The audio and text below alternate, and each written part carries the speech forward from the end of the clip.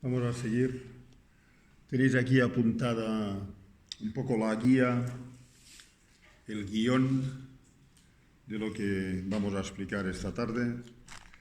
Está, por supuesto, cimentado en fuentes clásicas. En el Tratado del Lamrim Medio, hay el penúltimo capítulo, el tercero, el último, penúltimo, el anterior, el antepenúltimo capítulo viene muchísima de la información que aparece aquí, que voy a dar de manera sucinta ahora, pero que es muy importante y veréis que tiene mucha relación con lo que estamos haciendo, con la meditación.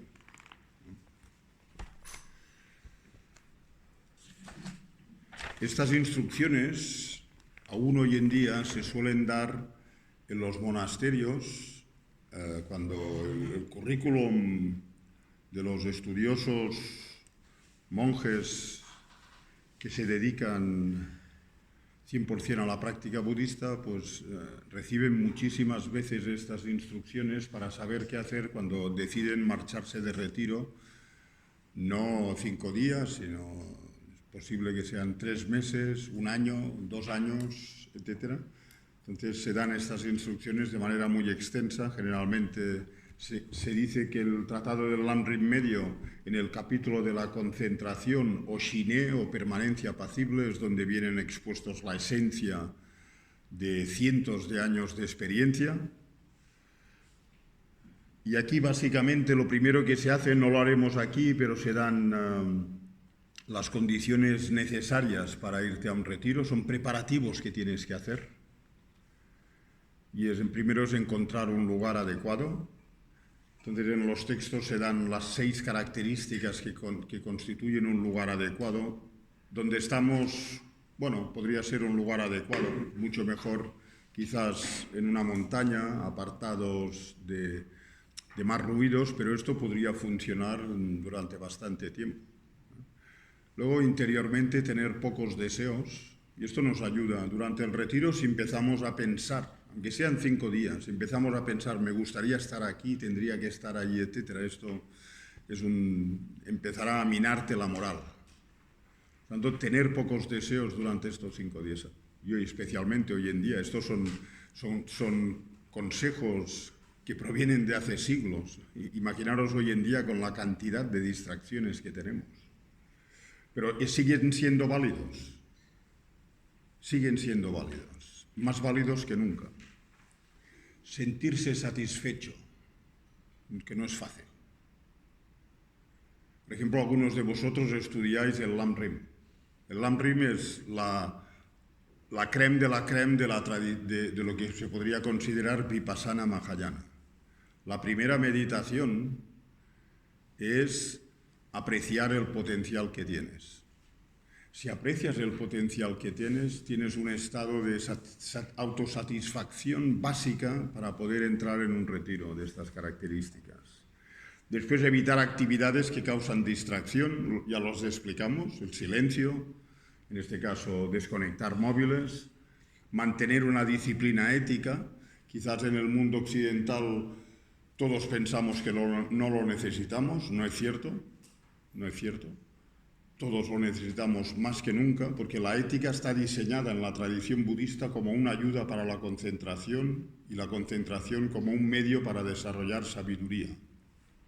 Y la ética, se dice, básicamente es evitar cierto tipo de actividades físicas, verbales y mentales. Y la ética lo que básicamente significa es evitar tener aflicciones mentales en la mente. Y esto no es tan fácil. Por lo tanto, no somos tan éticos como pensamos. Aunque quizás no robamos directamente, aunque quizás no matamos o no mentimos, a veces tenemos envidia en la conciencia, a veces tenemos resentimiento en la conciencia, a veces tenemos sentimientos de falta de valor de uno mismo. Todo esto dirige a la no ética. Por lo tanto, la ética tiene un aspecto moral, pero tiene un aspecto de observación también y de gestión de las emociones internas, de los engaños internos, de los estados mentales internos. Y por último, evitar pensamientos que causen distracciones.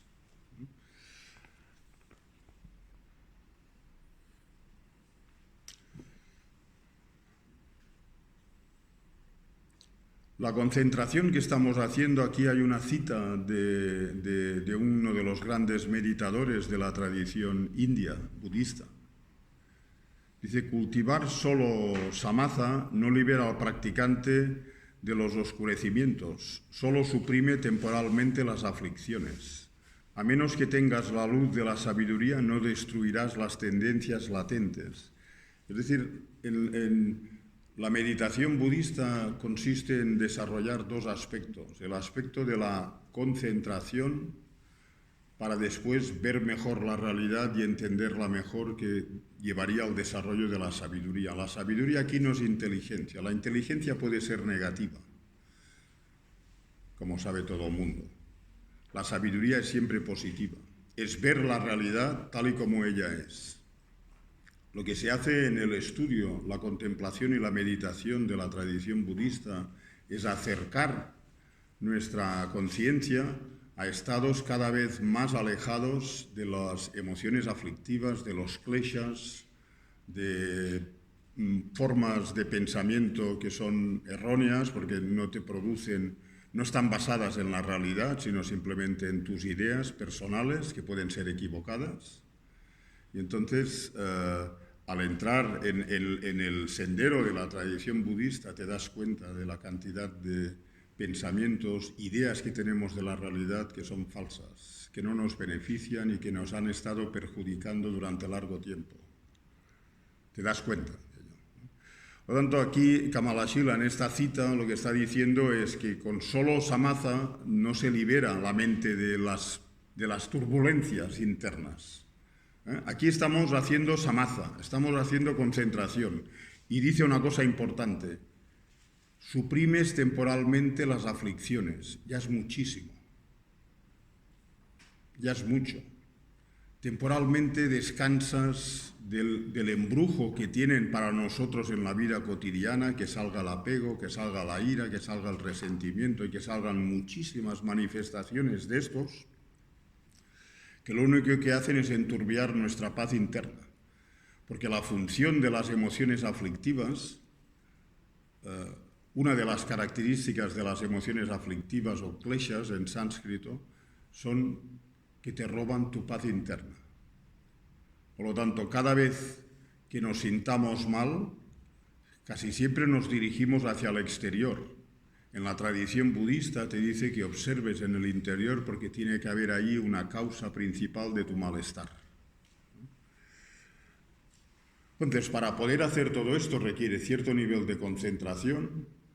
En este caso estamos desarrollando atención en la respiración y con este poder cada vez puedes entender más estas cosas que se explican en las enseñanzas. Por ejemplo, muchos de vosotros, hay bastantes, veo aquí, estáis siguiendo estas varias sesiones que hemos dado de estudio sobre la conciencia, sobre la mente, dividiéndola en conciencias sensoriales y conciencias mentales. La conciencia mental consta de 51 como mínimo factores mentales que están todos en nuestro interior, factores como la intención, factores como las sensaciones que tenemos, factores como la capacidad de discernir, factores como el esfuerzo, el entusiasmo, la fe, la aspiración, la concentración, la atención, la inteligencia, la sabiduría. ¿Qué diferencia hay entre una y la otra?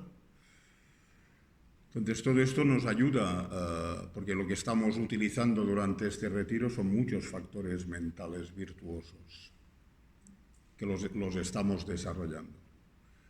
En los próximos encuentros viene, diríamos, la parte jugosa del texto, porque aparecerán 11 factores mentales virtuosos y 26 de negativos.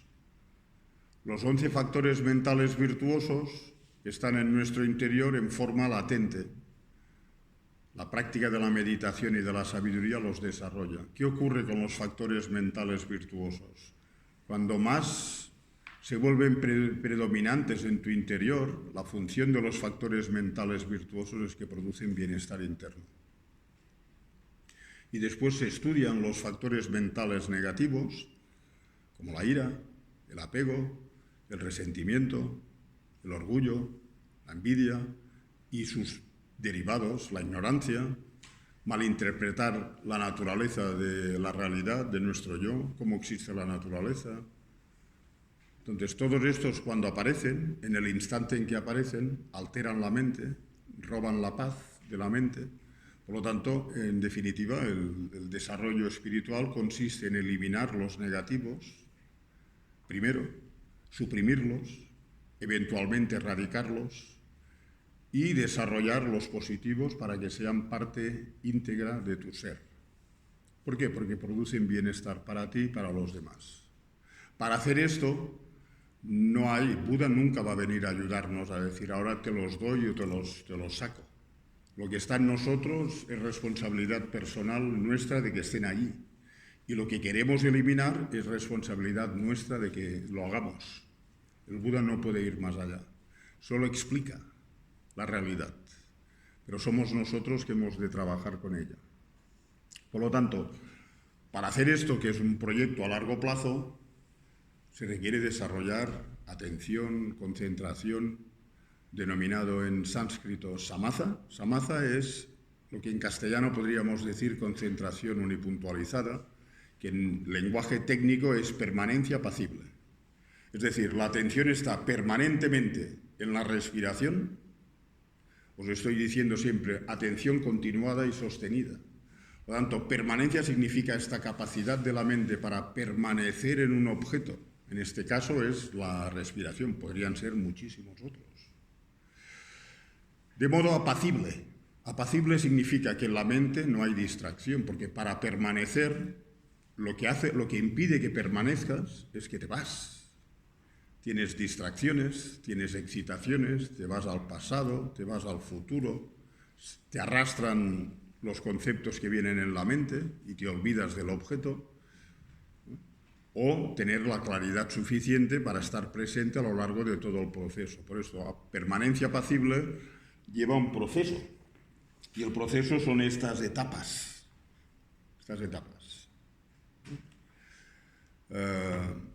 De hecho, hay 9 etapas. Pero antes de empezar, yo no voy a explicar las etapas, voy a preparar únicamente lo que impide que atravieses las etapas, porque esto se suele dar en semanas de explicaciones. En alguna ocasión, me parece que lo di hace unos años aquí, expliqué las 9 etapas.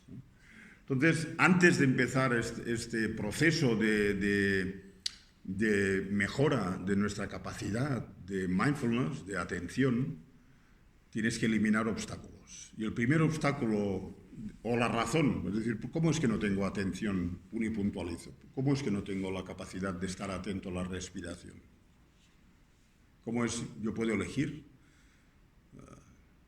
Podría decir, bueno, yo voy a estar ahora, si me dicen que esté 25 minutos en la respiración, si realmente tuviésemos libertad y control de nuestro espíritu, de nuestra conciencia, dejaríamos la atención ahí 24 minutos sin ningún obstáculo. ¿Hay alguien que lo pueda hacer? Tú lo puedes hacer, perfecto. Enhorabuena, enhorabuena. Maravilloso. Los 25 minutos. Sí, llevo ya 40. Muy bien, me alegro mucho, me alegro. Te felicito. Yo llevo 40 y no estoy en este punto. Te felicito enormemente. Entonces, la razón por la que no podemos estar enfocados unipuntualizadamente en la respiración, sin ningún tipo de obstáculos, sin ningún tipo de distracción burda o sutil, es porque tenemos pereza. Este es el obstáculo principal. Es decir, no, yo no soy perezoso. ¿Meditas cada día? Entonces hay pereza. Hay pereza. Para solventar la pereza, Marta os ha apuntado aquí 4, puesto que es el obstáculo principal, hay 4 antídotos, y todos ellos son factores mentales que están en tu interior. Factores mentales. Van a salir en el próximo encuentro, en octubre. A finales de octubre algunos de ellos salen. Yo los voy a explicar aquí de manera muy resumida. El primero es confianza. Confianza en sánscrito es rada, y en este caso concreto es tener confianza en las buenas cualidades de la concentración. Hemos dicho la concentración te permite atravesar capas de ajetreo internos y llevarte a una paz interna desconocida. La concentración te permite calmar las tensiones físicas y, sobre todo, el proceso de la concentración basada en la atención es que calma, cuando estás meditando, calma el espíritu, calma la conciencia, calma la conciencia. A nivel profundo, la concentración es lo que te permite atravesar las etapas que te dirigen a la liberación de los nudos que impiden el estado del nirvana, por decirlo así, como objetivo último, la liberación completa de todos los engaños. La concentración no lleva al nirvana, es la sabiduría la que lleva al nirvana. Entonces, si no tenemos confianza en la meditación, si no apreciamos la actividad de la meditación, no nos vamos a implicar en ella. Los tres primeros, la confianza, la aspiración y el esfuerzo, no eliminan directamente la pereza. Lo que elimina directamente la pereza es la flexibilidad, que es el cuarto componente, para eliminar la pereza. Es decir, la confianza crea la aspiración de implicarte en ello. Si tienes confianza en el poder, en los beneficios de la concentración, en los beneficios de desarrollar mindfulness, de desarrollar adicionalmente concentración o permanencia apacible, de manera natural tienes la aspiración de sentarte a meditar. Y si tienes la aspiración de sentarte a meditar, generas esfuerzo, entusiasmo. Es decir, es triple. Entusiasmo.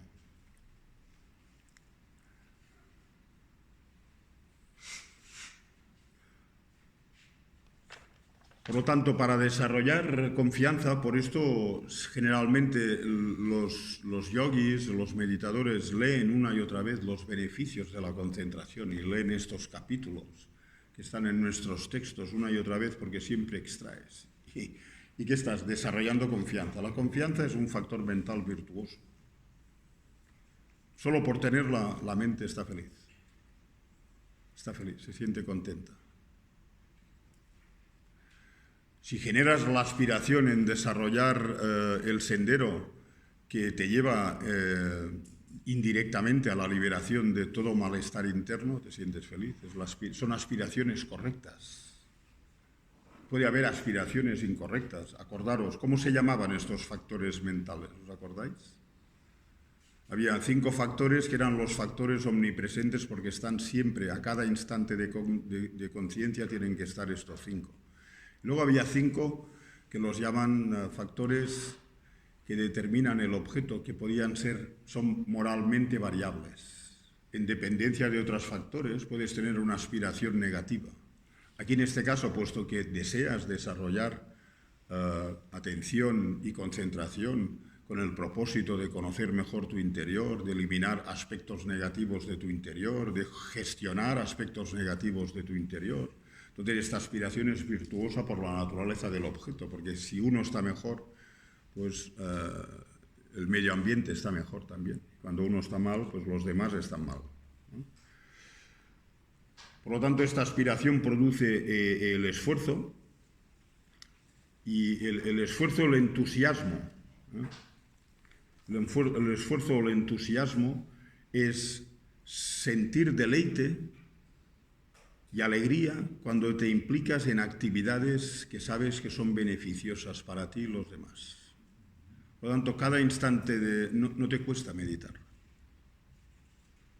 Porque ves todo, beneficios, desventajas, sabes por qué lo haces, por qué propósito lo haces, a corto, medio y largo plazo.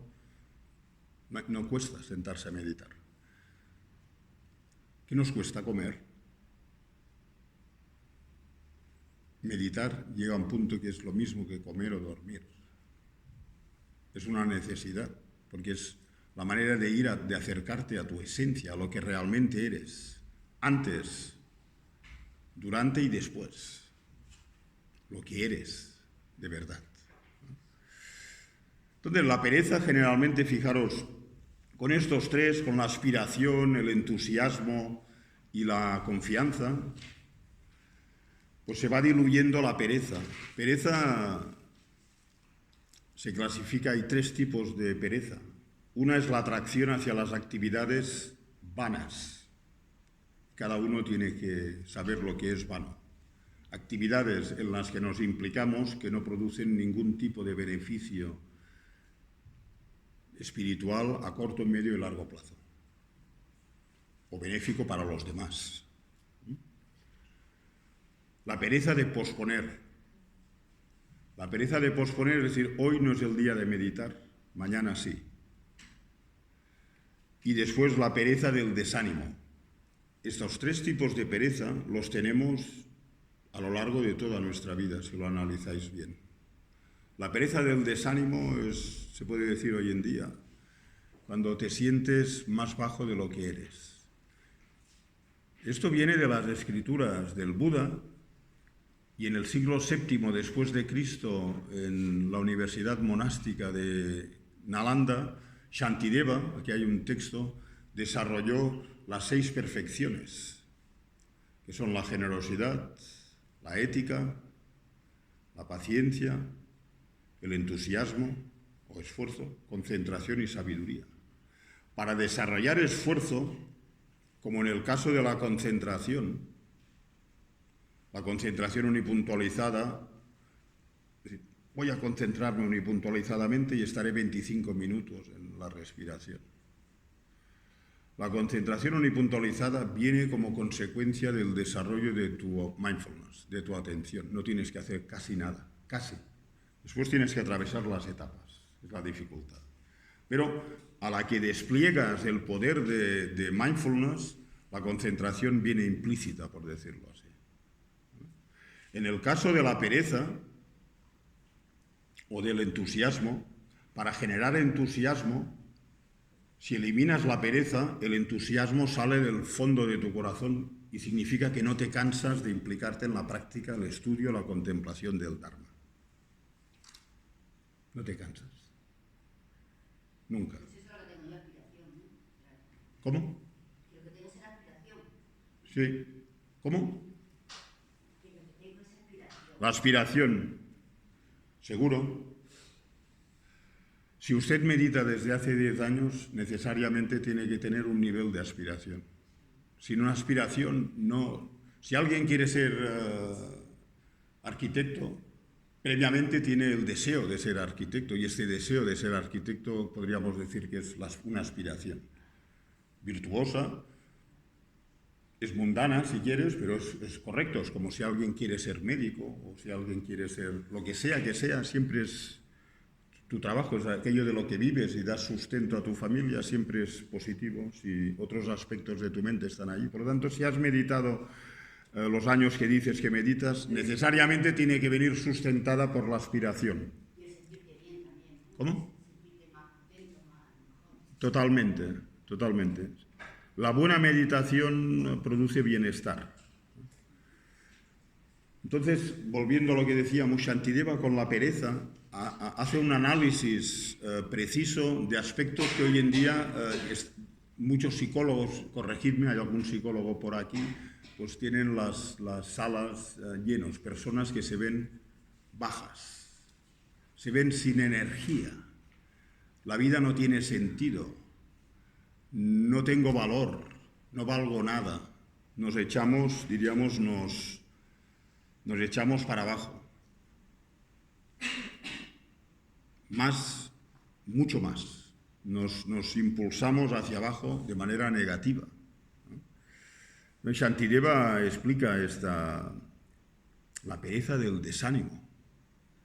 Incluso menciona algún aspecto que podrías decir hoy en día, lo podrían decir, algunos tipos de depresión, mentes depresivas, mentes de ansiedad, están basadas en esta pereza del desánimo que se describe en los textos budistas.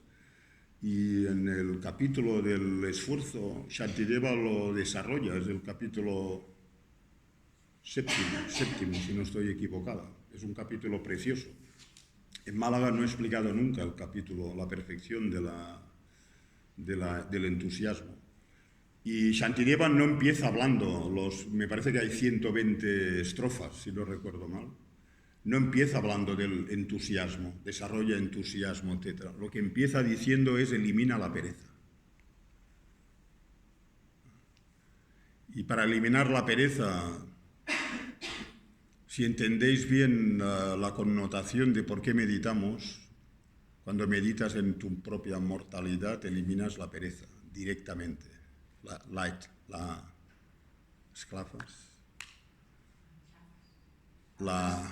¿Achafas? La aplastas directamente. Meditar en la muerte tiene aspectos muy virtuosos.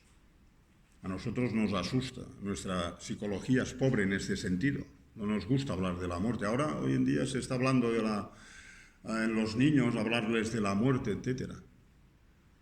La muerte tiene muchos aspectos positivos porque te ponen los pies en el suelo. Ahuyenta fantasías de la cabeza sobre lo que me gustaría ser, etc. Y te ayuda a aceptar lo que eres. Te ayuda a ser más humilde y te ayuda a despertar compasión hacia todos los seres. Por lo tanto, meditar en la muerte, en algún contexto, ¿qué dicen estos budistas raros? Lo utilizan para sacar lo mejor de nosotros. Utilizan una parte de nuestra vida. Nadie puede negar que quizá alguno se piensa que no se va a morir. Lo único que hace el budista es reflexionar en lo que le va a ocurrir ahora, para estar preparado cuando venga. Algo, si se puede. Por lo tanto, aquí fijaros bien, ¿ves? Desarrollar entusiasmo. ¿Qué tengo que hacer para desarrollar entusiasmo y querer meditar cada día? No tienes que hacer nada. Elimina la pereza y el entusiasmo fluye por sí solo.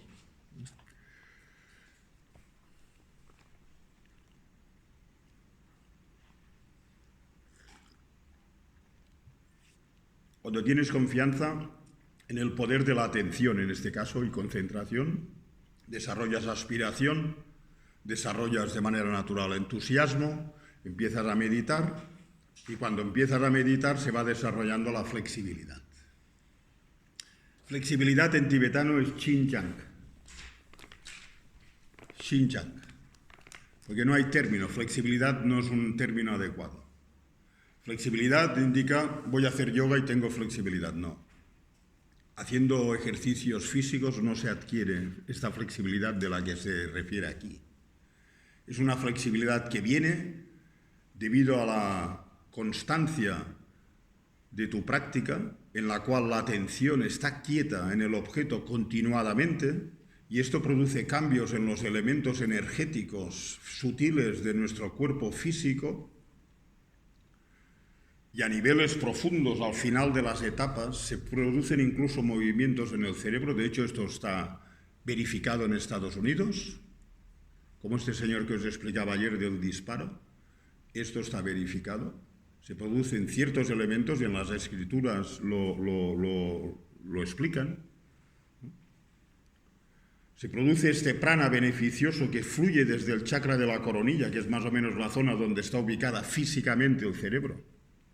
Y el movimiento de estos aires energéticos que vienen de la capacidad de estar quieto en meditación horas unipuntualizadamente, es una flexibilidad mental que libera de cualquier tipo de incomodidad física y mental para estar sentado.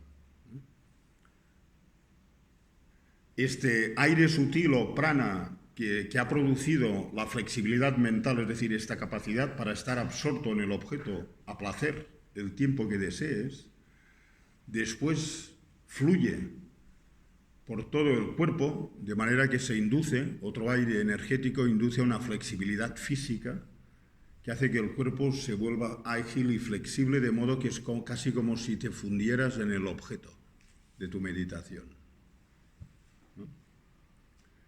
Este fenómeno, me consta, lo podéis ver en la colección de los volúmenes del Dalai Lama, este fenómeno está siendo verificado científicamente en Estados Unidos.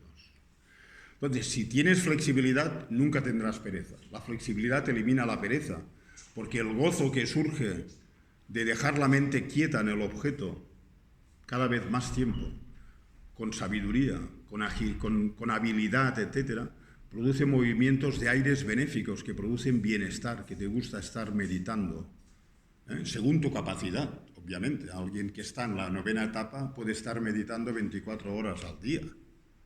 Sin permanencia apacible quiere decir sin ningún tipo de distracción.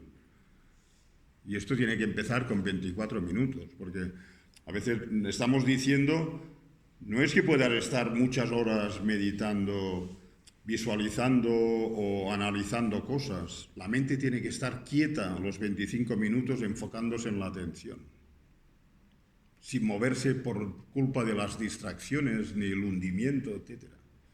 Quieta, la mente quieta. Entonces, para hacer esto, después hemos superado la pereza y este sería el primer problema que se elimina para meditar. Si tuviésemos mucha pereza, nos costaría mucho venir a cada sesión de meditación. Es decir, en cierto nivel hemos superado un poquito este problema. El problema es cuando estéis solos en vuestra casa. Ahí tenéis el termómetro para experimentar si tenéis pereza o no y qué tipo de meditación hacéis. El segundo problema con el que hemos de enfrentarnos es la mente distraída. De esta hemos hablado, pero ahora vamos a hablar un poquito únicamente, que es olvidar las instrucciones. Cuando estás sentado meditando, el objeto de meditación, que en este retiro es la respiración, el proceso respiratorio, dejas de meditar sin darte cuenta. Te vas al pasado, te vas al futuro. Entonces, este movimiento se tiene que experimentar en meditación y por esto os he dicho esta mañana que algunos piensan que como que tenemos ideas tan variopintas sobre la meditación y en muchísimos casos ideas erróneas. Pensamos que la meditación es reflexionar, pensamos que la meditación es calma y esto no es tan simple y tan fácil. No es tan simple. No es hacer ver que estás calmado la meditación. Esto no sirve como la calma que se busca. Entonces, es preciso experimentarlo en meditación y, por lo tanto, en una situación de retiro, muchas veces te irás porque te dolerá la pierna, te irás porque tendrás un recuerdo del pasado, te irás porque tienes una inquietud hacia algo que tienes que hacer después del retiro y fácilmente la mente se va. Se va. Por lo tanto, el que ocurra esto en tu meditación no es una mala noticia. Porque si no solventas este tema, si no te enfrentas a este tema de la distracción constante y repetida, la atención nunca va a permanecer en la respiración largo tiempo, continuado. Entonces, la atención, fijaros bien, es un factor mental. Asanga en la definición, y esto lo hicimos recientemente, en la definición que se dan en los textos clásicos, es un factor mental que se enfoca en un objeto con el que conoces. No lo olvidas.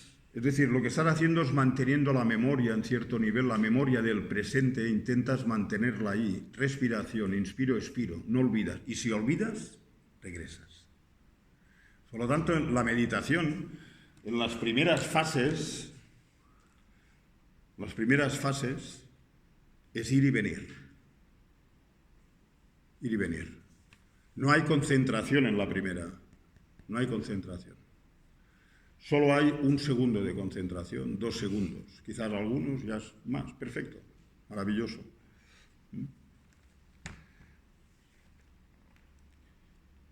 Entonces, bueno, después lo explico más.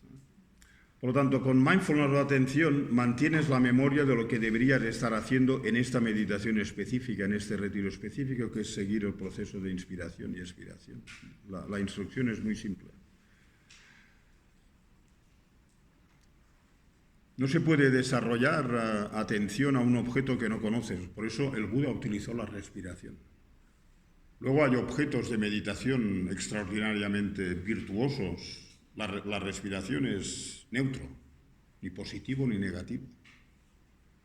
Pero luego hay objetos que podrías enfocar en y desarrollar concentración en el amor universal, en la compasión universal, en la vacuidad, que es la naturaleza última de los fenómenos, y debido a la fuerza y a la virtuosidad del objeto, además del gozo que viene de dejar la mente quieta, viene gozo de la calidad del objeto que observas. Por lo tanto, para meditar en la vacuidad deberías saber lo que es la vacuidad. Para meditar en el amor deberías saber lo que es el amor. Y para meditar en la compasión deberías saber lo que es la compasión, y por esto la tradición consiste en escuchar, contemplar y meditar. Pensamos que el amor ya lo conocemos, pero el amor tiene un enemigo cercano que es el apego. El apego se disfraza de amor cuando no es amor. La compasión mucha gente lo confunde con el sentimiento de la lástima hacia los demás, y esto no es compasión. Y los textos, el Buda los describe en el Satipatthana Sutra, un derivado de donde surge el Anapanasati Sutra, es el Satipatthana Sutra, que son los 4 fundamentos de la atención. Y ahí surgen después otros sutras, como el Sutra del Amor y la Compasión. Y el Buda describía hace 2600 años que hay cosas que se parecen al amor y que no lo son, como el apego. O hay cosas que se parecen a la compasión y no lo son, como el sentimiento de la lástima. Por lo tanto, si te concentras en el amor y meditas en el apego, estás reforzando un factor mental negativo. Y si quieres meditar en la compasión y meditas que la compasión es sentir lástima por los demás desde una posición elevada, sientes lástima por los pobres que sufren, entonces estás cultivando un factor mental negativo. Esto no es compasión. Por lo tanto, por eso se dice, la atención se tiene que enfocar en algo con lo que te has familiarizado, y por eso escuchas para familiarizarte con el objeto en el cual después meditas, y se transforma tu mente en un sendero que conduce a un resultado seguro, que es nibbana, nirvana, iluminación, o como lo queráis llamar. Entonces, el problema de olvidar las instrucciones es la atención, pues, mindfulness. Pero mindfulness, de aquí estamos hablando del mindfulness que se describe en la tradición Theravada, en la tradición Mahayana. Este mindfulness se describe también en la tradición china del mismo modo. No es el mindfulness con la definición del que hablaremos seguramente mañana, el mindfulness moderno, que tiene una definición distinta y que no es ni concentración ni sabiduría. No lleva ni a la concentración ni al vipassana, por decirlo así. Entonces, el tercer problema, este ya es el último, de hecho aquí hay 5 más, 5 problemas, yo solo me quedaré en el tercero, ¿vale? Del que no he hablado hasta ahora. El tercer problema, hemos dicho que para desarrollar la concentración auténtica tiene que tener 2 características. Estabilidad, que es la capacidad de la atención para estar unipuntualizadamente continuadamente atento a la respiración. Esto es estabilidad, y esta es la característica de la concentración. Y después, claridad, hablaremos un poco después. La claridad es complicada. La claridad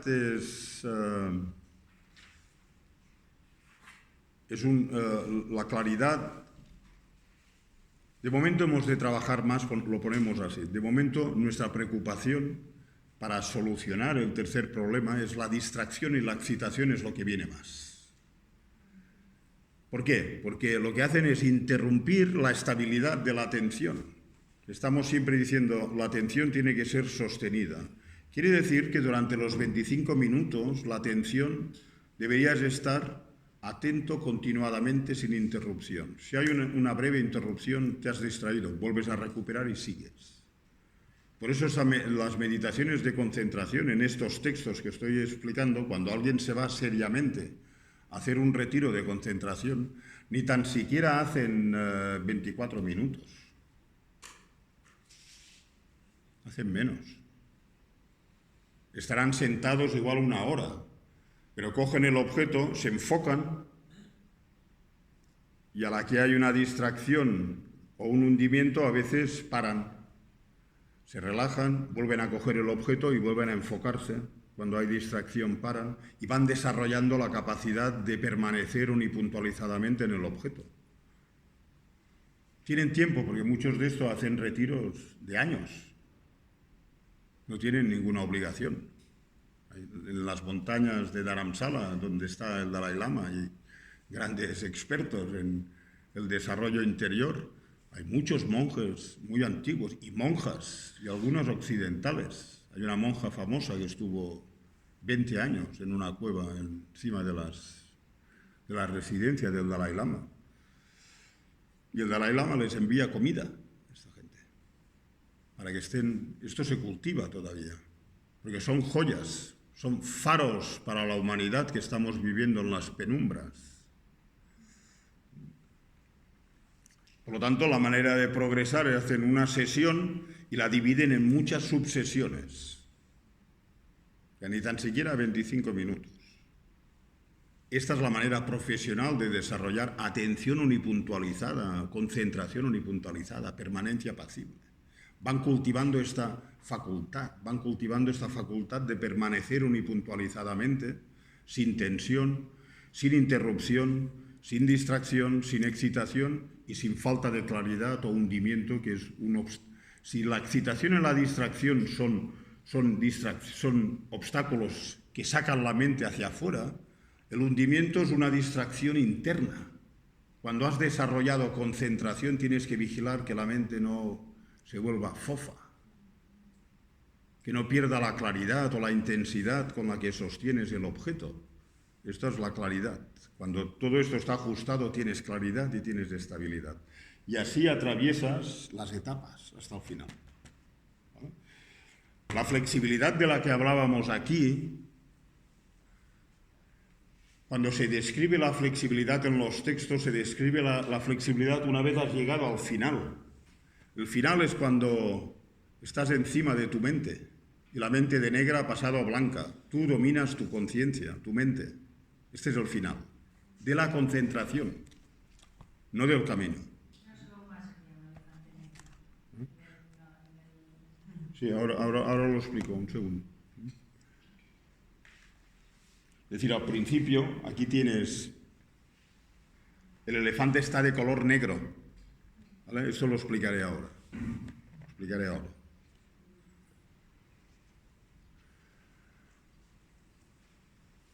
Entonces, para detectar cuando estás enfocado en la respiración, la atención tiene esta labor de estar en el objeto, no olvidarlo, y lo olvidas. Entonces, a medida que desarrollas la atención, se desarrolla un factor mental necesario que se denomina introspección o vigilancia. Para meditar requieres los dos. Esta definición, por ejemplo, en el mindfulness y mucho más no aparece. No se requieren estos dos. En el mindfulness de Kabat-Zinn, perdonad, yo hablo mucho y a veces me lío, ¿no? En el mindfulness moderno, por decirlo así, no aparecen estos dos instrumentos. Por lo tanto, la distracción,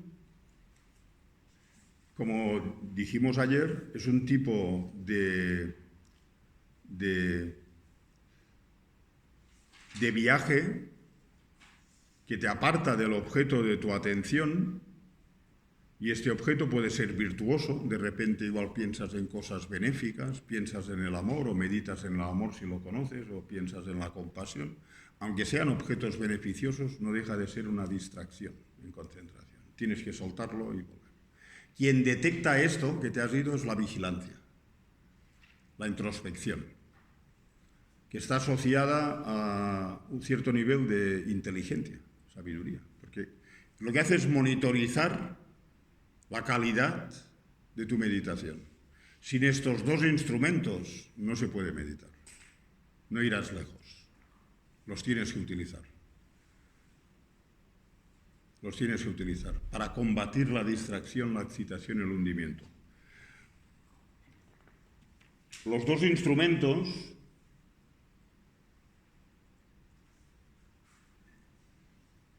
se sueltan en la etapa séptima y octava y novena. Desde la etapa 1 hasta la etapa séptima, tienes que utilizar la atención y la vigilancia. Los dos tienen que estar ahí. No puedes prescindir de ellos.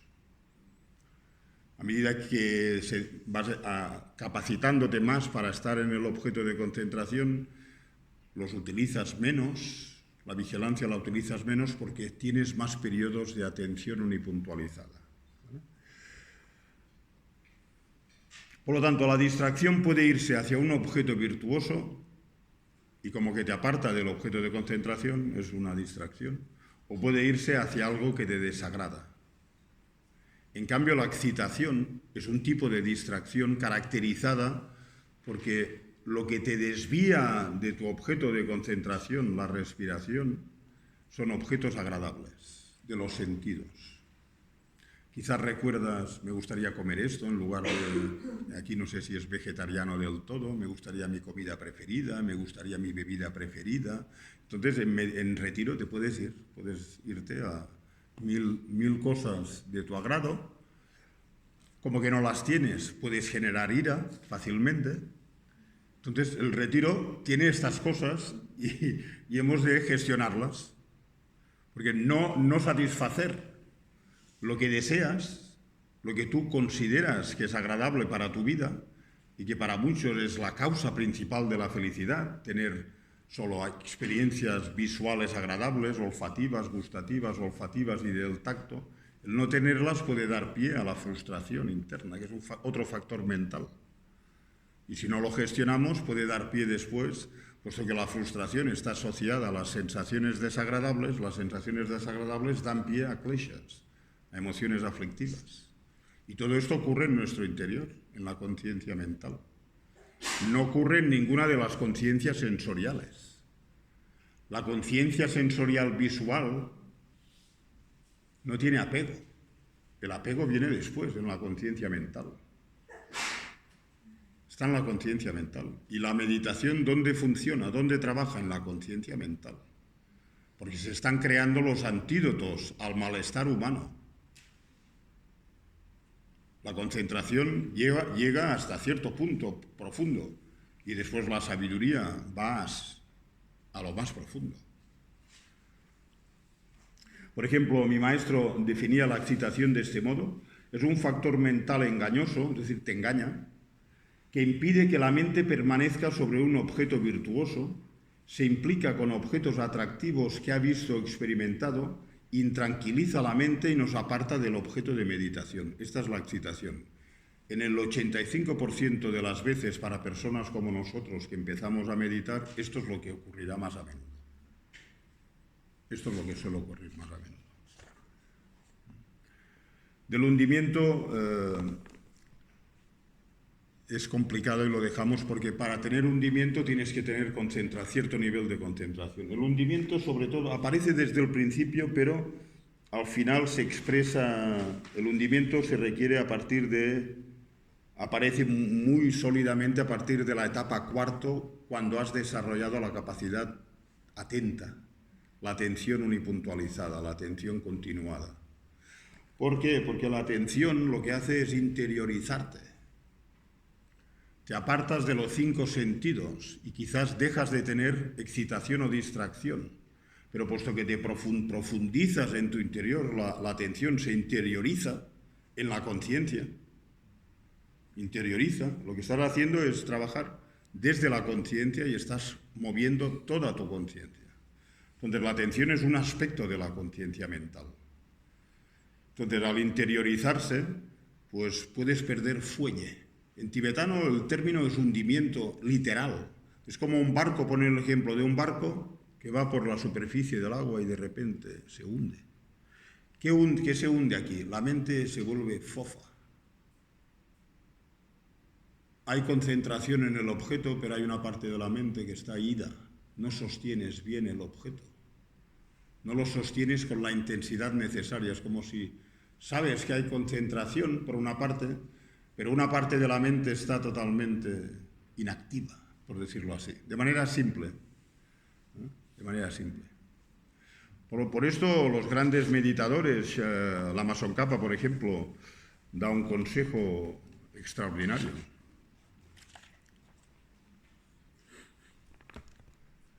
Cuando notes esta fofez, que no sostienes bien el objeto, es como si te fueras. Hay atención, pero hay como una especie de fofez.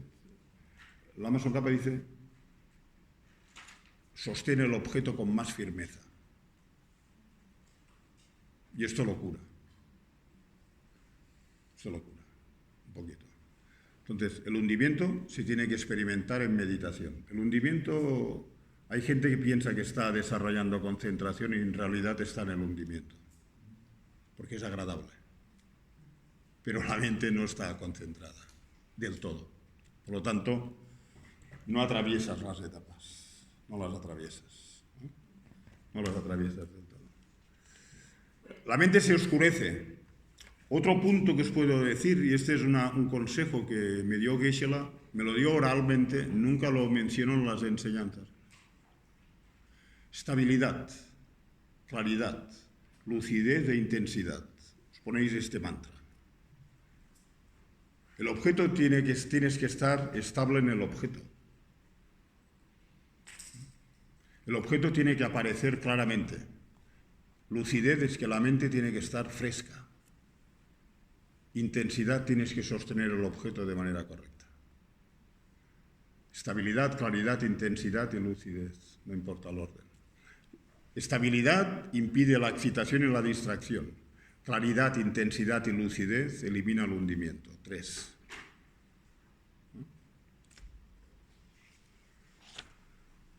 En Samatha y Vipassana escribí sobre esto, la base en la que me basé yo. Este libro salió hace un par de meses, 7 o 8 meses.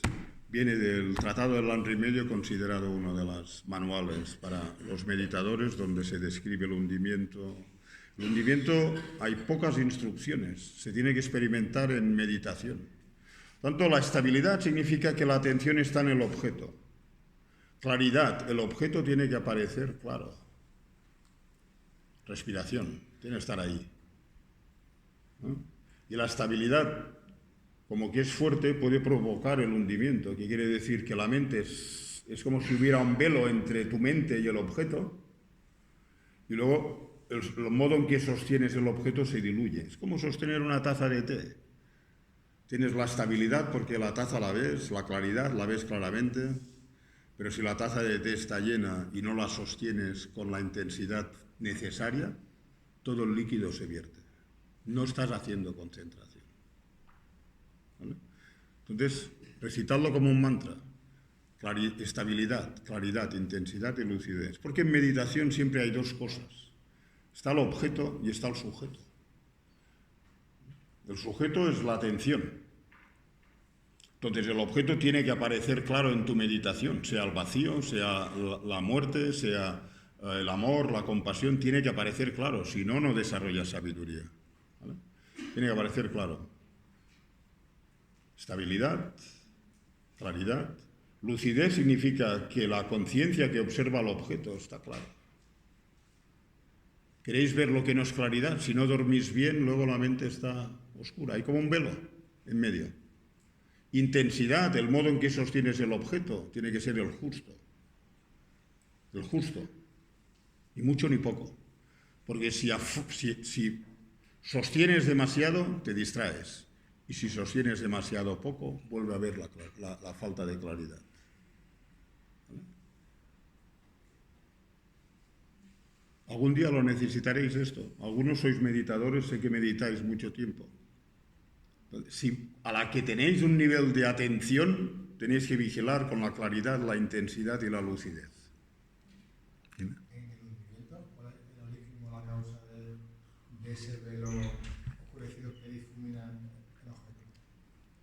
El esfuerzo en sostener la mente con estabilidad. La estabilidad puede ser tan profunda que hace que la mente... La estabilidad puede ser muy profunda. Te fundes en el objeto debido a la estabilidad. Y aquí es cuando tienes que vigilar la claridad de la mente, la claridad del objeto y la intensidad con que sostienes el objeto. Cuando te interiorizas, meditando en la respiración te interiorizas. Cuando meditas en cualquier objeto es una interiorización, porque te separas de los sentidos cuando estás meditando.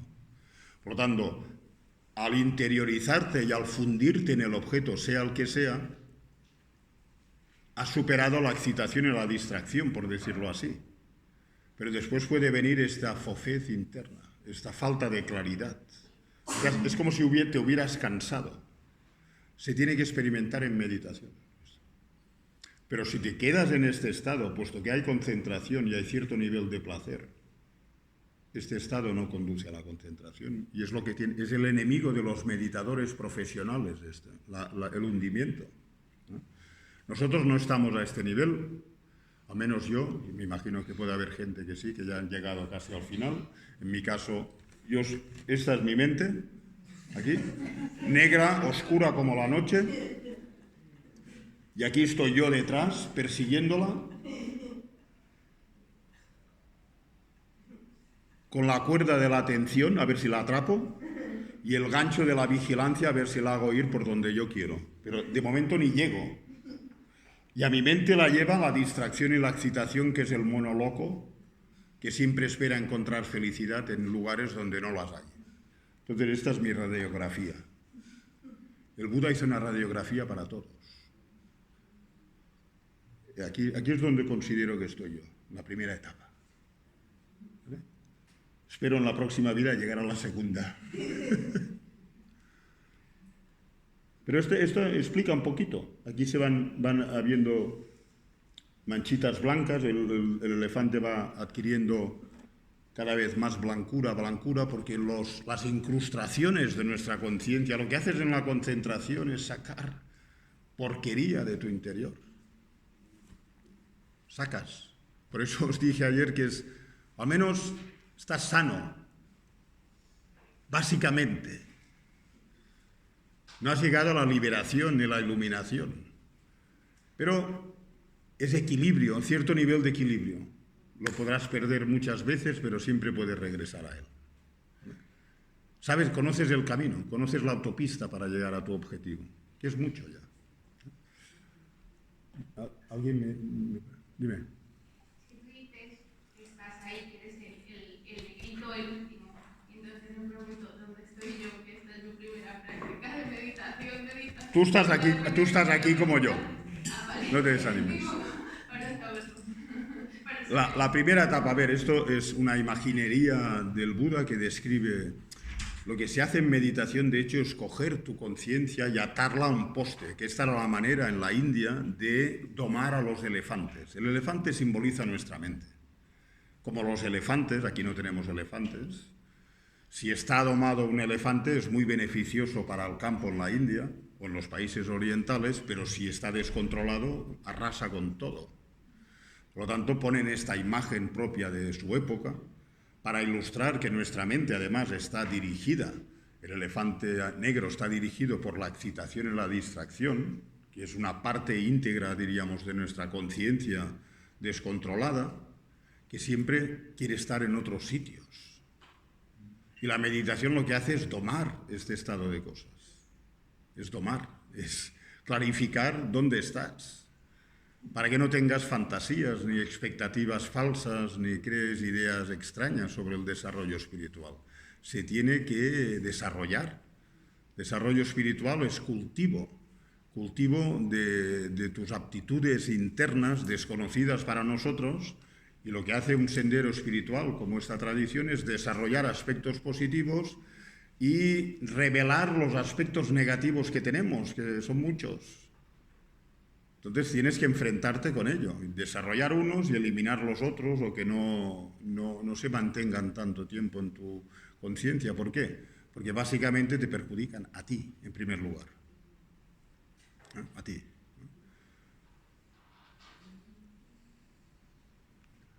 Tú eres, yo los nombres quería traer, tú eres Guillermo, tú eres Luis, tú eres Rafael. A vosotros los conozco. Luego, tú eres... Reme, vale. Reme 2. Hay dos remes. ¿Otra reme? Ah, perfecto. Reme, vale. Dime. Algo que me ha sido como que me ha tocado mucho en ese retiro era nunca nadie me había explicado que cuando tenía que meditar tenía que dejar la respiración que vaya suelta, ¿no? Sí. Me acabo de dar cuenta como que ese tiempo yo resté ayuda a controlar la respiración. Y pensaba que iba a ser algo que iba a ser como unísono, y me imaginaba que los grandes meditadores tenían una respiración como muy cíclica y muy profunda, y me doy cuenta ahora cuando intento soltar un poco esa meditación, me siento mejor, esa respiración, me siento incluso mejor y cambia la respiración. No puedes hacer, esto sería un ejercicio de pranayama.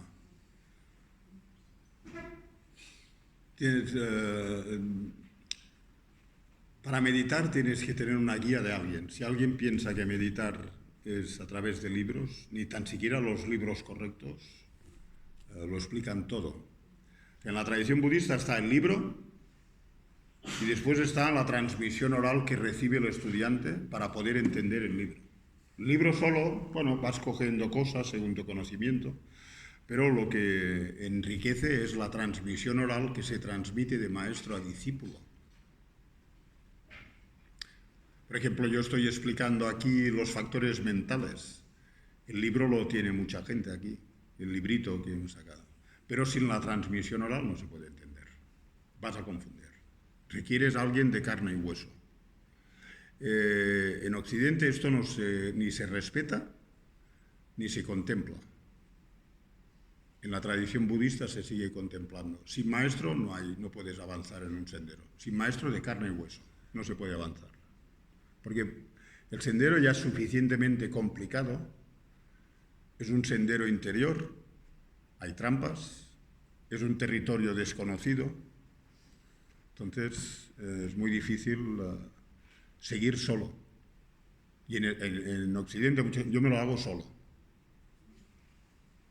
No es posible. De hecho, no hay ninguna profesión en Occidente que se lo hagan solos. Si alguien ha terminado la carrera de lo que sea, de arquitectura, ha requerido muchos seres humanos. Después igual no los respetan, pero es otro tema este.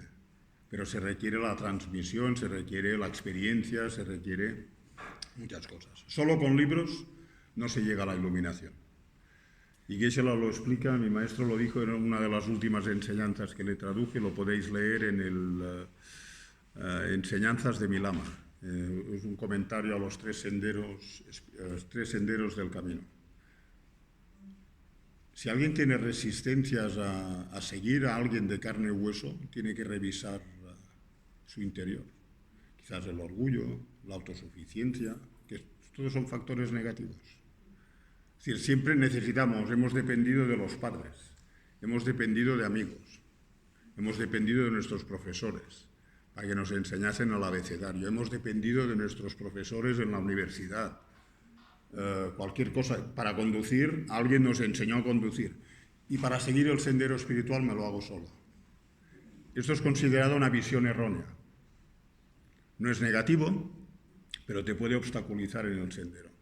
En definitiva, en Anapanasati no se controla la respiración por lo que yo he dicho y que tú has experimentado. No se controla. No se podría hacer un retiro de esta longitud tratando de controlar. Te podrías desequilibrar. Y si hay un desequilibrio en este sentido, un psicólogo no te podría ayudar y un médico tampoco. Tenéis que vigilar con la meditación. La meditación no se puede forzar. Pero en la meditación tocas elementos sutiles de tu mente que están vinculados con tu cuerpo. Por lo tanto, yo por esto hago 24 o 25 minutos y yo me lo tomo muy en serio. Hago sesiones cortas para que la gente no se haga daño. Y además, yo, por ejemplo, me lo olvidé el primer día, no es tu caso seguramente, y creo que aquí más o menos nos conocemos a algunos. Yo tuve una experiencia hace 7 años en Vic, y en un retiro como estos, había unas 25 personas o así, y el último día una chica me dijo: Isidro, me siento muy feliz. Muy bien. Me dijo algo así, dice: yo estoy tomando unas 12 o 13 medicinas al día, tuvo unos problemas serios mentales y el psiquiatra le dio medicinas internas. Desde entonces aún tenemos cierta relación con ella, fue reduciendo la ingesta y ahora está tomando 1 o 2. Quiero decir, yo no soy psicólogo, ni psiquiatra, ni médico, y no quiero entrar en la meditación, es muy serio. Si alguien está tomando algún medicamento, yo no soy facultativo médico para decirle a alguien que deje de tomar medicina. Si alguien está tomando una medicina, tenéis que tomar por algún problema psicológico, llamado así. Pero yo no puedo, yo soy un guía espiritual, dirijo hacia la iluminación. Mi intención es dirigir a la gente en un sendero espiritual. Y creo que me parece que mucho, en psicología, al menos en Estados Unidos, eso está muy claro, que hay muchísima gente que coge una tendencia de pensar que hay muchos de los elementos internos que nos parecen que son depresivos, etcétera, que están basados básicamente en desconocer el potencial que tenemos los seres, en no saber gestionar nuestras frustraciones. Esto sí que lo enseña el budismo, a gestionar las emociones. Pero si alguien ya tiene un desajuste y está siendo medicado, yo nunca voy a decir a una persona así que deje de tomar durante un retiro, ni mucho menos, ¿no? Ni mucho menos. Pero bueno, me imagino que por lo que me has dicho has tenido una experiencia para ver la diferencia entre un tipo de meditación u otro. Hay otras meditaciones de concentración. Aquí utilizamos la respiración. Quizás mañana, no sé todavía lo que voy a hacer, entramos en otra meditación. Seguiremos con la respiración durante todo el retiro, pero luego cambiaremos de objeto, ¿no? Y básicamente, de los 40 objetos de meditación que dio el Buda, solo hay uno que es físico movible, que es la respiración. La respiración. Los demás, los 39 restantes, son transformar la mente en estados virtuosos. Y en aquello te enfocas. ¿Por qué no lo hago aquí? Porque es más difícil esto, tienes que tener comprensión de la práctica. Si no, no. Entonces yo hago estos retiros para personas que ni tan siquiera son budistas. Entonces por esto utilizo la respiración, porque la prescribió el Buda para personas que padecen de muchos problemas mentales, diríamos conceptuales, de tráfico conceptual. No de problemas mentales, sino de mucha agitación interna. Entonces, me parece una buena receta hacer estas meditaciones en la respiración. Pero sí que te tengo que incidir, la respiración siempre tiene que ser al cuerpo. Tú solamente desarrollas atención. Y con eso no hay nadie que vaya a padecer. Nadie se va a romper ni nadie va a tener un problema. Los problemas en la meditación vienen de la ignorancia, de no conocer, de forzar demasiado, de no saber cómo ajustar la práctica, de querer empujar. Aquí pueden venir problemas, pero suavidad siempre, suavidad, habilidad. ¿Vale? Dime, ¿cómo te llamas, perdón? Emilio. Se considera meditación hacer también escalas corporal. Escalas corporal, hacer como un recorrido. Esto forma parte del Vipassana. Una de las cosas que decía antes. Está bien. Esto es Vipassana. Vipassana hay mucho. La gente, yo igual el último día, voy a hacer una explicación de Vipassana. Vipassana, en Occidente, se conoce como Vipassana estos retiros famosos de 10 días, ¿sí? De Cuenca, ¿sí? ¿Cuenca? ¿Has estado? No. Bueno. Entonces, el recorrido, lo que llaman aquí escanear el cuerpo, esto forma parte íntegra de lo que es la receta que dio el Buda cuando se practica Vipassana. Entonces, cuando haces el recorrido, no estás haciendo concentración unipuntualizada. La concentración tiene que estar ahí en el sentido de que la concentración es el receptáculo que te permite escanear el cuerpo. Escanearlo.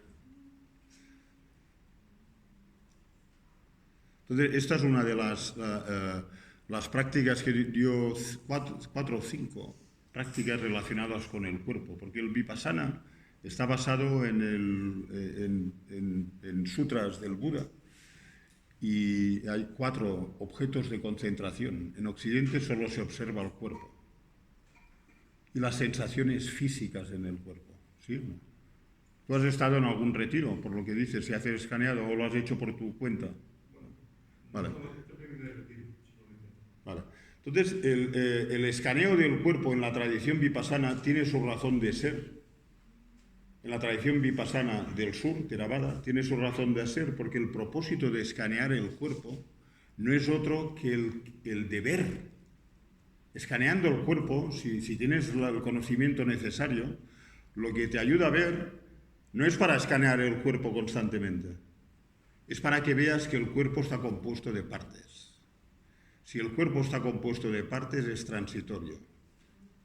Y cuando veas la transitoriedad, te enfocas en la transitoriedad. No es estar todo el rato escaneando. Cuando ves, porque vipassana significa ver más allá. Y mucha gente aquí piensa que escanear, el propósito de vipassana es estar escaneando horas y horas y horas, ¿no? Si eres hábil y escaneas el cuerpo y vas de la superficie al interior y del interior a la superficie, el propósito de hacer esto no es para estar escaneando, es para ver que tu cuerpo, que tú piensas que es permanente, es transitorio y va a morir. Para que no te aferres a la permanencia del cuerpo o que no te aferres a la realidad, porque todo es transitorio. El propósito es esto. Esto es vipassana, es una parte de vipassana, ¿vale? En el Lamrim, que estudiáis el Lamrim, esto se hace cuando meditáis en la muerte. El mismo propósito. O meditáis en la impermanencia sutil del cuerpo, que el cuerpo no está ni un instante fijo, sino que está constantemente cambiando. Pero cuando a través del análisis te das cuenta de que el cuerpo está constantemente cambiando, luego haces concentración en la comprensión que tienes de la impermanencia de la existencia, de tu cuerpo, de tus situaciones, de tus estados mentales. Sir vipassana no es meditar en la respiración únicamente. Es mucho más que esto, porque vipassana significa ver más allá. Y el propósito que ellos utilizan, en este caso es correcto lo que dices tú, de escanear el cuerpo, pero es un medio para ver que tu cuerpo es transitorio. Y cuando tú tienes la experiencia directa casi de que el cuerpo es transitorio, porque lo estás experimentando, después tienes un objeto de concentración. Viendo el cuerpo, que generalmente lo consideramos como estático, permanente, ahora ves que el cuerpo no existe de ese modo. El cuerpo es transitorio y no deja de cambiar ni un solo instante desde tu concepción. Y esto es después es tu objeto de concentración. Esta es otra fase. Pero la concentración que estamos desarrollando aquí es lo que te permite sostener lo que vas viendo tras escanear, lo que vas a ver tras escanear el cuerpo. Y es lo que te permite que cuando escanees no te distraigas. Si te distraes, no vas a ver nada. Por lo tanto, vipassana lo tenéis que ver de una forma amplia. No es únicamente... Porque dentro del vipassana, en la tradición de Sri Lanka, hay muchas escuelas diferentes que explican el vipassana. En Tailandia hay escuelas diferentes que explican el vipassana. En la tradición tibetana, que es de donde venimos, el Lamrim es vipassana. El propósito es el mismo. La tecnología puede variar, pero estamos haciendo vipassana también. Vipassana es ver más allá. Por lo tanto, tenemos el cuerpo. Todos sabemos que nos hemos de morir, pero no lo vemos de verdad. Y por esto en la tradición tibetana, una de las meditaciones es meditar en la muerte segura, el momento de la muerte es incierto, y que en el momento de la muerte solo el Dharma te puede ayudar. Entonces lo hacen de otra manera, pero al final, ¿qué haces? Te das cuenta de que nuestro cuerpo es transitorio. Es lo mismo. Unos lo hacen a través de escanear el cuerpo y otros lo hacen con la mente, pero el propósito es el mismo. Los dos son vipassana, los dos. Yo tengo una pregunta acerca del anapanasati. Sí. Has explicado que hay 16 fases y que primero hay 4 fases. Yo he entendido que la primera es cuando inhalo, sé que estoy inhalando, cuando exhalo, sé que estoy exhalando, y luego la inhalación es larga, sé que es larga. Y luego en el libro también hablas de las distintas prácticas de anapanasati. Yo me he hecho un lío, que si las fases y las prácticas, ¿cómo se combinan o son diferentes? O en la primera práctica puedo hacer... Vale. A ver, tienes que leerlo leerlo bien, el libro. Lo que se explica aquí en el libro, ¿cuál es el que utilizas? El verde. Vale. Aquí se llaman los 4 marcos de referencia. Es decir, la práctica del Vipassana está fundamentada, primero, en observar, en desarrollar samatha, que es lo que estamos haciendo aquí. Y después, si hicieses Vipassana según esta tradición, lo que haces es observar el cuerpo, observar las sensaciones, observar la conciencia y observar los fenómenos. Entonces, esta es la manera en que la tradición Theravada tienen para entender las 4 nobles verdades y lo utilizan como un vehículo para liberarse del sufrimiento. Sirve. Entonces, la tradición del Lamrim se hace de manera diferente, pero el propósito es el mismo. Está lo mismo, es lo mismo. Lo único que varía en la tradición del Lamrim es la mente de la bodhicitta. Estáis estudiando el Lamrim, los 2 primeros niveles forman parte de la tradición Theravada. Todo está allí explicado. Aunque no aparezca en el Lamrim, los 4 fundamentos de la atención necesariamente están en las 4 nobles verdades. Las 4 nobles verdades. La noble verdad del sufrimiento, dukkha. En Vipassana, al observar el cuerpo, como dice Emilio, cuando observas el cuerpo, no solo escanear el cuerpo, esto es la más burda. Después lo que hacen ellos es dividir el cuerpo en las 32 partes y analizan, observan todos los órganos vitales del cuerpo. Y después analizan de qué está compuesto el cuerpo. Ellos utilizan la terminología antigua, de la antigüedad. En el cuerpo hay partes sólidas, hay partes líquidas, hay temperatura y hay aire, movimiento, energía. Entonces, al observar esto, cuando observas estas características, lo que hace el practicante es descubrir que la primera noble verdad que explicó el Buda, la de dukkha, está en tu cuerpo. Ya está ahí. Está ahí presente. Entonces, cuando tú te das cuenta de que dukkha está en tu interior, despierta renuncia. Quieres salir del sufrimiento. Y para salir del sufrimiento tienes que conocer las causas del sufrimiento, ¿sí? Entonces, la segunda noble verdad, ellos la descubren empíricamente observando las sensaciones. Porque las sensaciones son la causa de nuestro sufrimiento. Acompañado con la ignorancia, que es lo que te describirían después el budismo Mahayana. La sensación. Por lo tanto, en el segundo fundamento de la atención, ellos lo dirigen a las sensaciones, en la mente. La sensación es un factor mental. Por lo tanto, ellos, puesto que se supone que tienen concentración, se supone que han visto la verdad del sufrimiento, observan las sensaciones porque saben que las sensaciones es lo que está detrás de todos los engaños de la ignorancia, la ira y el apego. Y por lo tanto, trabajando con las sensaciones, descubren que las causas del sufrimiento están incorporadas en nuestro cuerpo, en nuestra mente. Por lo tanto, los 4 fundamentos de la atención es un sendero completo a la liberación de la rueda de la existencia cíclica. Mira, pero yo me refiero a otra cosa, porque aquí dice primera práctica de Anapanasati es relajar cuerpo, palabra y mente. Luego segunda práctica de Anapanasati es enfocar tu atención en el ombligo y contar. Sí, son distintas prácticas de Anapanasati. No hay una únicamente, hay distintas. Vale, entonces cuando yo, por ejemplo, me enfoco en el ombligo, también puedo atravesar las 4 fases. Sí. Inhalar. Sí, por supuesto. Yo ahora simplemente desde hace algunos retiros no me enfoco ni en el ombligo ni en la nariz, porque el Buda en las 4 fases no menciona que te enfoques en la nariz. Es posible enfocarse en la nariz, en el ombligo o enfocarse en la inspiración y expiración. Es llevar la atención aquí. Pero en otros retiros igual os haré enfocar en la nariz o en el abdomen, pues también es beneficioso. Pero si alguien está acostumbrado a meditar en la respiración, en el ombligo o en la nariz, lo puede hacer.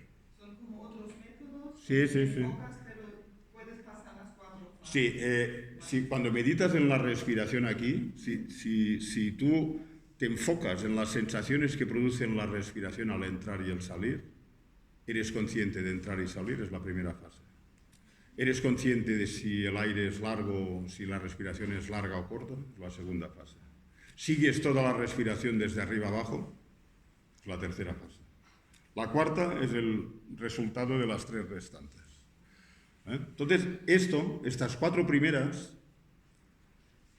lo que hace el Buda es establecer que primero, para meditar en Vipassana, tienes que desarrollar concentración por medio de Anapanasati, del desarrollo de la atención. Es decir, no hay Vipassana sin concentración. Y por esto, incluso en los retiros de Vipassana que se hacen en España, en Europa, los 3 primeros días de los 10 son de concentración. Pero Vipassana, fijaros, uno de los grandes maestros de hoy en día de Vipassana es Bhikkhu Analayo. Es alemán, creo, o inglés, pero lleva décadas en Sri Lanka. Ahora reside en Estados Unidos porque hay mucho budismo en Estados Unidos. Y él mencionó que no se puede entender Vipassana sin entender el contexto espiritual budista. Con el conteo, solo para matizar la pregunta de Gabriel, con el conteo también experimentas las 4... Podrías, pero requiere ya más atención, más concentración esto. Pero podrías observar paralelamente si mi inspiración Es larga, corta, y contar uno. Sí. Son técnicas distintas. Mañana presentaremos todo el cuerpo de la respiración. Yo en otros retiros no lo he hecho nunca, os lo he dicho. Tú no estabas el primer día, en la primera sesión. En otros retiros o me enfoco en la nariz o me enfoco en el ombligo, a veces variamos. Y ahora simplemente lo que hago es dar un objeto más ancho, el cuerpo.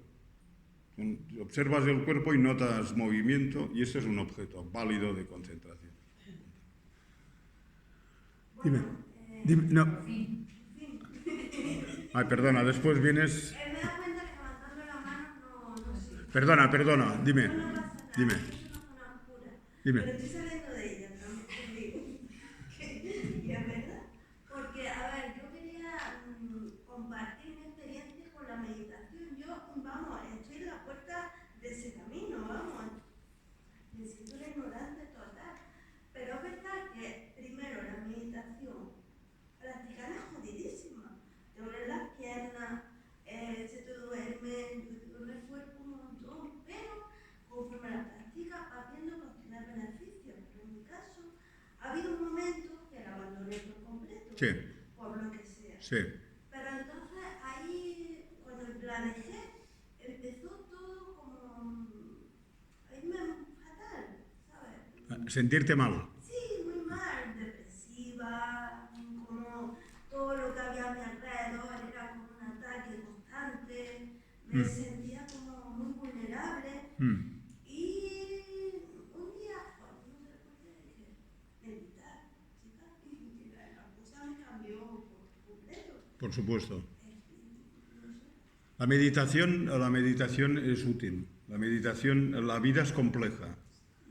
Internamente, externamente, no controlamos mucho, ni internamente ni externamente. Pretendemos que controlamos todo, no controlamos nada, nada en absoluto, muy poco. Y lo que pensamos que controlamos es resultado de cosas que hemos hecho previamente, pues controlamos muy poquito. Entonces, la mente se siente muy vulnerable, muy vulnerable. Entonces, cualquier ataque de estos, en tu caso, pues puede producir un bajón. La meditación lo que hace, en primer lugar, es hacer la mente fuerte, la hace más fuerte. Le das como vitaminas, le das como fortaleza.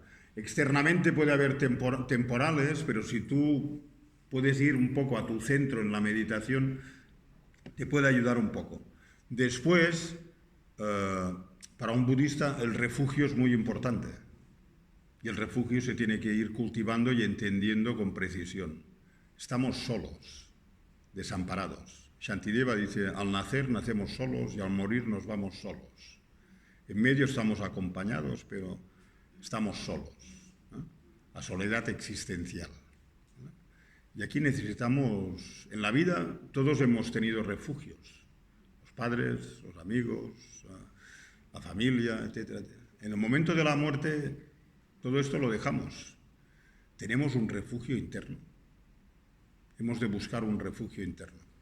Bueno, y luego también me he dado cuenta de que he sabido combatir mucho también la pereza, porque en otro momento me hubiese dejado llevar, no hubiese tenido ni confianza, ni ninguna aspiración, en fin, que yo creo que todo esto... ¿Te ayuda? Claro, se debe a todo este proceso. Quiero creer que sí, que puede ayudar. A muchas personas les ayuda. Tú, Elena, has pasado un trance difícil, ¿vale?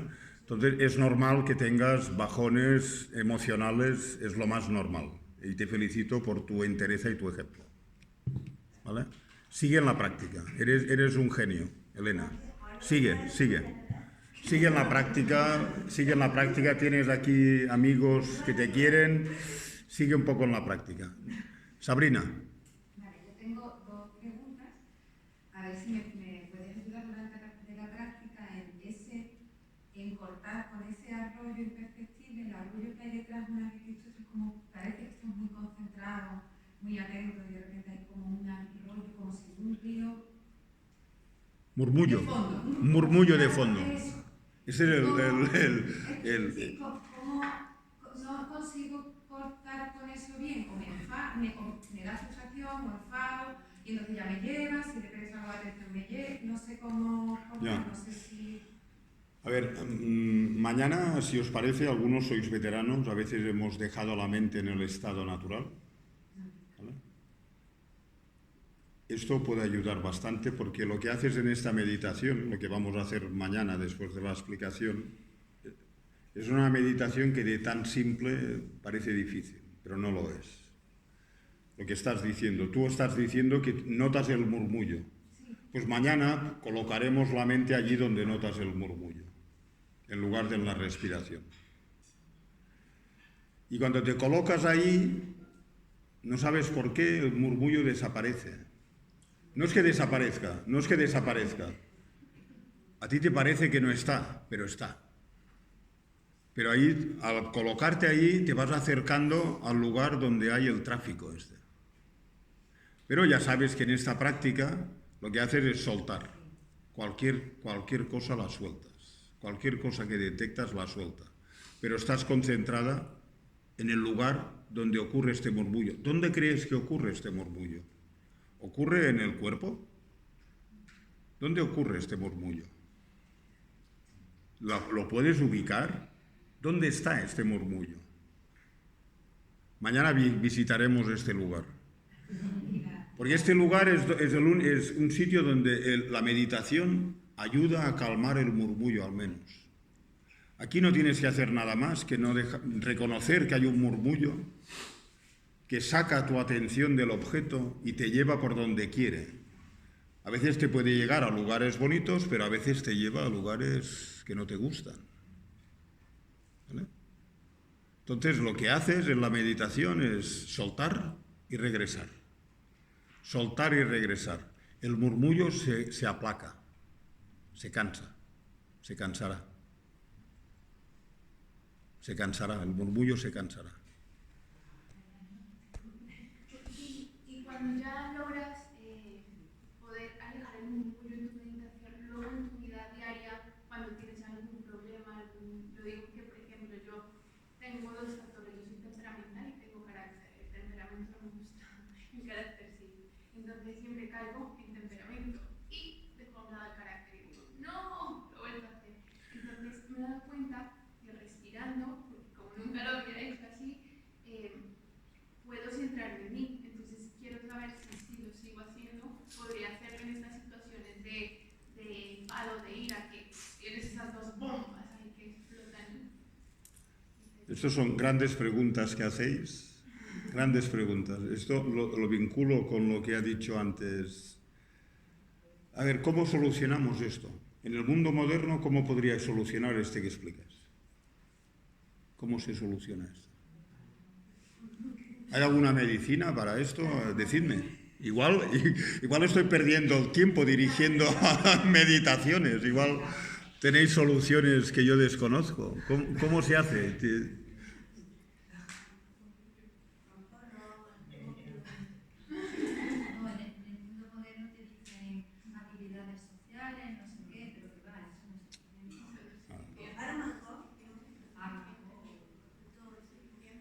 Esto nos vuelve a la... Quiero advertir, aquí, a muchos no os conozco. Yo cuando hablo budismo me siento incómodo.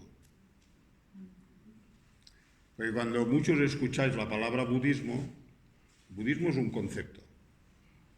Entonces, automáticamente, cada vez que yo digo budismo puede haber 30 conceptos distintos del término. Y quizá ninguno se aplica a lo que yo entiendo por budismo. O sea, aquí tenéis 5 días más.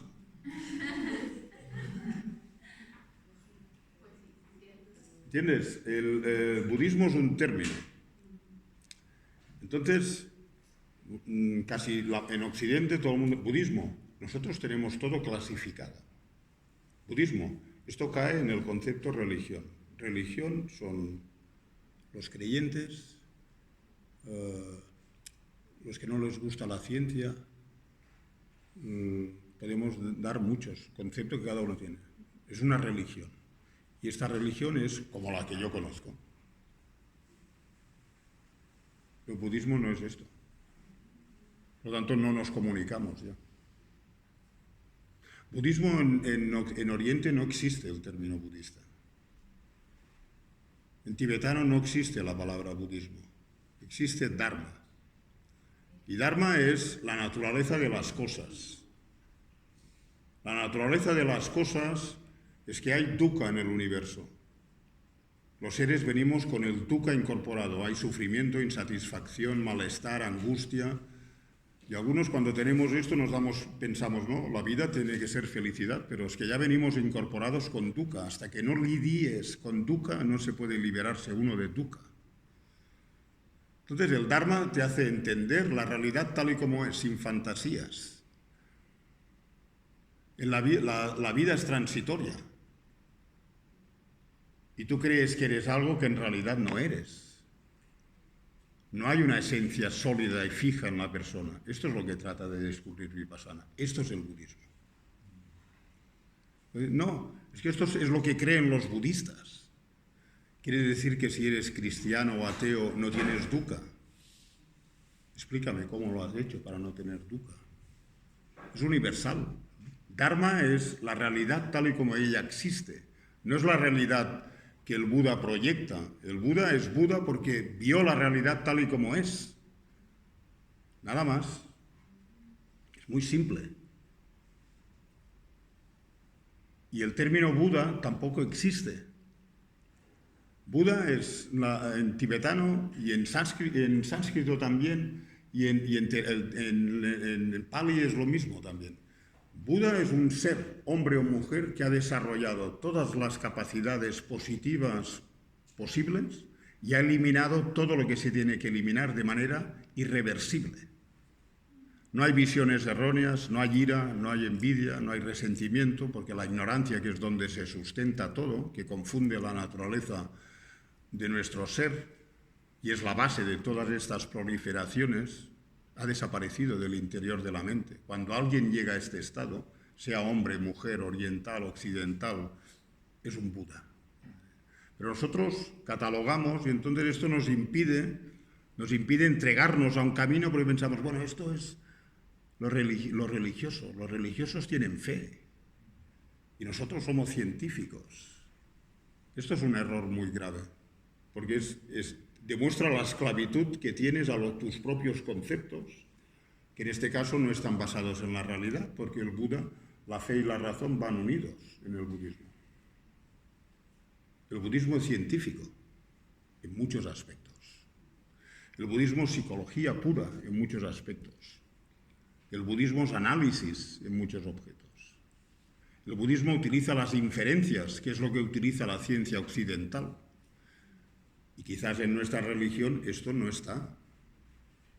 Por lo tanto, lo que hacemos conceptualmente es imputar algo que no es propio de un objeto y lo imputamos a aquel objeto, de manera que no nos relacionamos con el objeto. Por lo tanto, con la cháchara mental y lo que haces después en la vida cotidiana, la concentración ayuda en principio a calmar. Después lo que decía ella de los estudiando, tienes que estudiar el sendero. Yo no os puedo dar, ningún maestro cualificado budista os dará una varita mágica. El budismo requiere muchísimo esfuerzo, muchísima devoción al sendero. De hecho, muchísima devoción a tu potencial. Para llegar a la felicidad tienes que trabajar mucho por ella. No va a venir de repente. No va a venir de repente. Por lo tanto, hablando de Vipassana en este caso, que también es... Cuando hablas de la ira, del enfado, etc., de momento nosotros solo podemos reconocer que no tenemos control y que aparecen estados mentales que son negativos y que cuando aparecen en nuestro interior nos atormentan en mayor o menor intensidad. Y esto viene de la conciencia, no viene de ningún sentido físico, no está en el cuerpo, no está en el cerebro, viene de nuestra conciencia. Y solo se puede remediar trabajando con esa misma conciencia, desarrollando aspectos positivos cada vez más. Por lo tanto, es un trabajo, el Buda da trabajo no puede ayudar él, no te puede sacar el sufrimiento, es tu trabajo, ¿no? Por lo tanto, me estás pidiendo, ¿cómo te llamas? Reme. No. Natalia. Estás pidiendo lo que todo el mundo busca. Los filósofos, la historia de la filosofía ha buscado solucionar esto desde Sócrates y antes. Y esto es lo más difícil. Pero este es el programa en la tradición budista. Es a lo que vamos. Ahora, ¿lo vas a entender por sí sola? La respuesta es no. No es posible. Tienes que entrar en el sendero en un momento u otro de tu vida y empezar a desenredar este enredo. El enredo nos hemos puesto nosotros en este enredo. Por tanto, en Vipassana, al final llego a donde quería ir, si tienes ira, Vipassana lo que te explica, la segunda fase de observar las sensaciones. Cuando hay ira, cuando hay manifestaciones negativas, previamente tenemos sensaciones de algún tipo en nuestro interior. Previamente hay una sensación. La ira no sale espontáneamente. Para nosotros sí, porque estamos muy habituados. Pero fijaros a qué velocidad. Los grandes meditadores de Vipassana observan la sensación y hay un espacio entre la sensación y la respuesta condicionada de la ira. Hay un espacio en medio. Nosotros no tenemos espacio. En realidad nosotros ni vemos ni detectamos la sensación. Porque la sensación es el responsable inmediato de la ira. De la misma manera que el apego es el responsable inmediato, la sensación agradable es el responsable inmediato de la sensación agradable. Del apego. Es decir, todos los factores mentales negativos tienen su inicio. Luego, cuando estudiáis la tradición mahayana, la sensación produce la ira o el apego porque antes está la ignorancia. Pero fijaros el enredo cómo está, es psicológico. El Buda es el primer ser que explicó la psicología más profunda, porque él no dijo que sufrimos por alguna fuerza externa. La causa del sufrimiento, y esto es lo que hace diferente al Buda de cualquier otro gran personaje histórico, la causa está en nuestro interior, en conceptos y en percepciones erróneas. Y por eso se estudia tanto la conciencia en el budismo desde su principio. Por eso os digo, cuando hay ira, cuando hay depresión, alguien se deprime debido a... Surge la depresión en la mano, los ojos, la nariz. ¿Dónde está la depresión? O la tristeza. Son estados mentales, no tienen forma, no tienen color, no tienen peso, pero están allí, están allí. El propósito de la meditación budista es gestionar este ámbito. Y esto no es religioso, esto es científico. Cuando dices que inician en la sensación, lo que pasa es que después con el matiz que le has dado, que son mentales, la sensación no es física, es un pensamiento, es el discurso interno del que estábamos hablando. La sensación es un factor mental. Factor mental. Pero hay sensaciones que vienen en dependencia de las experiencias físicas que tenemos a través de los 5 sentidos, y luego hay sensaciones que residen en la conciencia, en la mente. Por ejemplo, si tú ahora tienes un recuerdo agradable de una persona que has visto recientemente que te gusta mucho, tendrás una sensación agradable en este recuerdo. Esta es una sensación agradable mental. Pero cuando comes la comida, si te ha gustado la paella, tienes una sensación física, pero la sensación es mental. Sería la diferencia entre sensación y sensorial, No, la conciencia, la conciencia funciona, hay 6 tipos de conciencia, 5 son sensoriales. Por ejemplo, la conciencia visual es la que nos permite ver. Forma y color. Forma y color. La conciencia visual solo ve formas y colores. La conciencia mental es la que me dice, esta chica tan mona lleva un jersey granate, esta chica lleva un jersey blanco, este chico lleva... Eso es la conciencia mental. La conciencia visual no ve hombre o mujer. Claro, pero la conciencia... Es la conciencia mental la que ve el hombre. La visual no te enfadas. No, Exacto. está en la conciencia mental. La conciencia visual actúa como causa secundaria. La causa principal es la sensación que viene de esto. La sensación viene de tu karma previo, la sensación la experimentas tú, viene de tu karma previo, y esto produce la emoción aflictiva. Por esto, observar las sensaciones es una buena práctica. Pero aquí no es el caso, aquí estamos haciendo concentración. Muchas gracias, descansamos media horita. Ahora tenéis la merienda, ¿verdad? Media horita y seguimos. Sí. Merienda. Pues hay media y media. ¿Sí? ¿Va bien?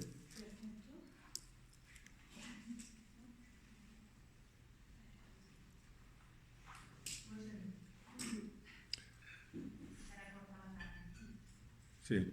Para mí, como queráis. Decidid vosotros si queréis media hora de descanso o 3/4 de hora. Media hora. En media hora aquí.